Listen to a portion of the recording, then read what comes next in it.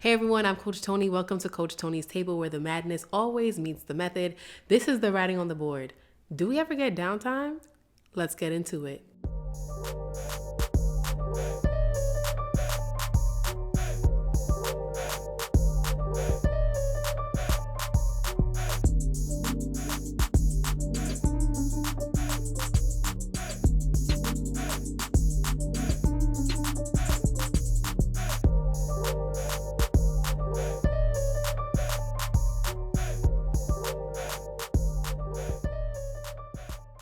Welcome to episode 2. Let's get straight into it. I'm going to read this and then I'm going to give my commentary in and out.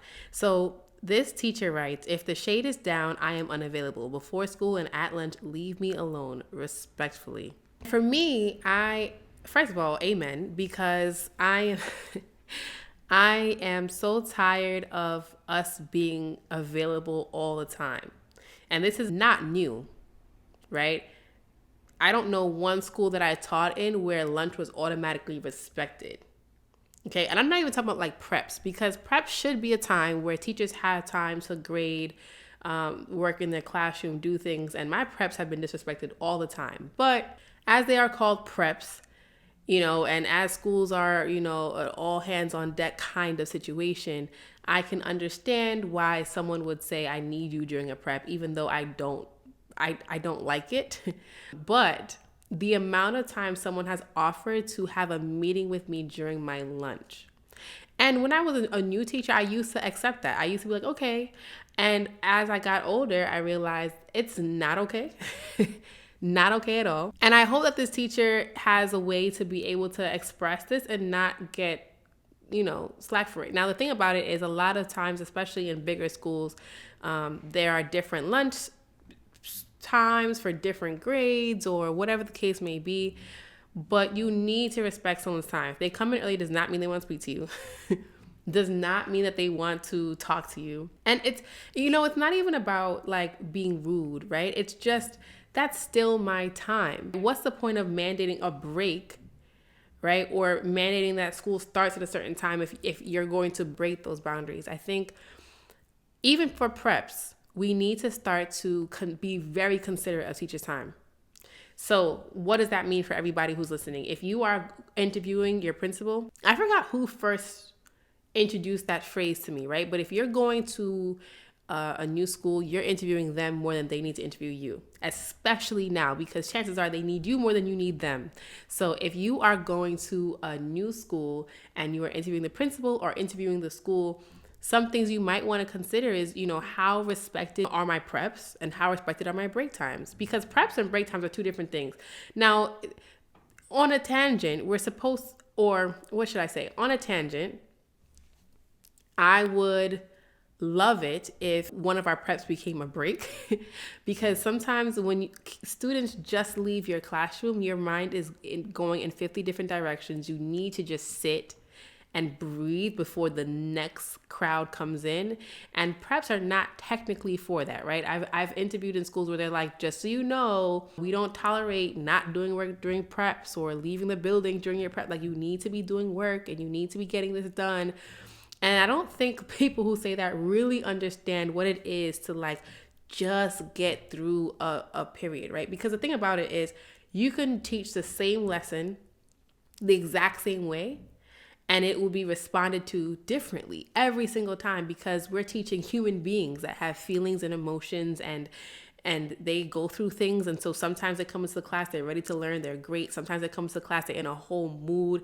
Sometimes there's drama within the grade where everyone's talking and no one can concentrate. And so your job becomes that much more tedious when you have to first take the temperature of the room. And so sometimes you can get into the class, you have this bomb lesson prepared, and you realize the temperature of the room is, we ain't doing this, right?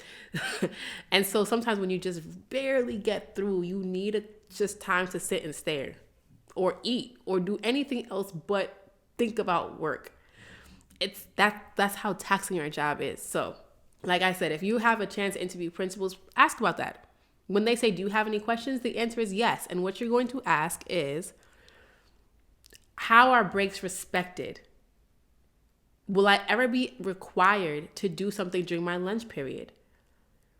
How often is it that teachers are expected to sub for people during their preps? What's the compensation look like when I'm going to step outside of my role to assist the school in being great? Don't be afraid to ask for that, please, because it is what it is. Like I'm really, really big on this one. I really want it to be that we are thinking about how it is we can respect our time and respect others' time. And if that means that we need to hire more people so that everyone has a specific role at a specific time, let's do that, okay? I don't think teachers should be working lunch duty ever, ever, ever, ever.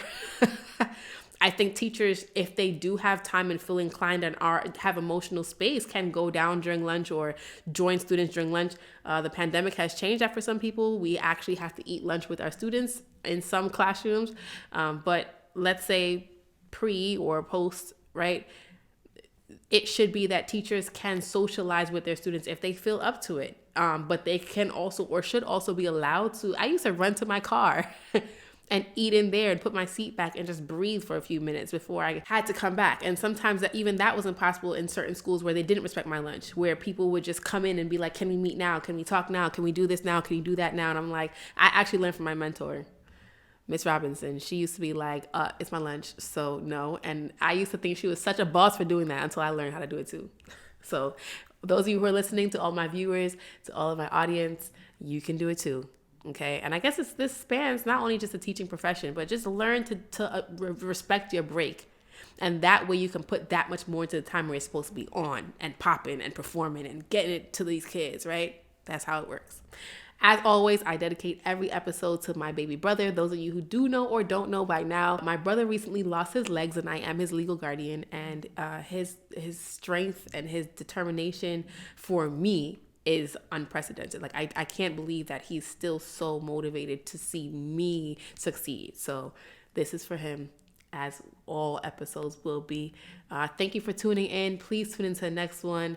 Great guest on the way. This is Coach Toni. I'll catch you on the next one.